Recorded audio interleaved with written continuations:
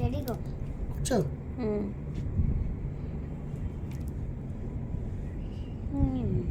ভিতরটা রাখো। কি রাখুন গো ভিতরটা? এর ভিতরে চিংড়ি মাছ নাকি? কি আছে ওইটাতে আটা দিয়ে আটা আছে, করছো তো? হ্যাঁ হ্যাঁ ও দাম নিয়েছে অনেক, কত নিয়েছে? তা জানি না, অর্ডার করেছি খাওয়ার জন্য। ঢেলে দিলাম।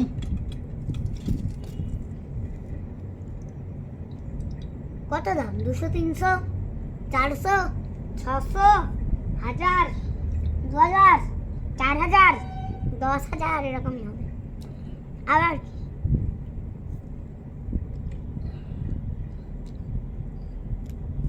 সরঞ্জামটাই টাইম নেয়। তুমি তো বানা তুই কি সিনিয়র হয়ে গেল ডাব চিংড়ি ঢালা। এবার খাওয়া দাওয়া হবে, পিয়াংশু খাবে, আলু সিদ্ধ মাখা হবে। আলু সিদ্ধ মাখা হবে। ডাবটা ফেলে দিয়ে আসি। ওদিকে তাকাও। আমায় দাও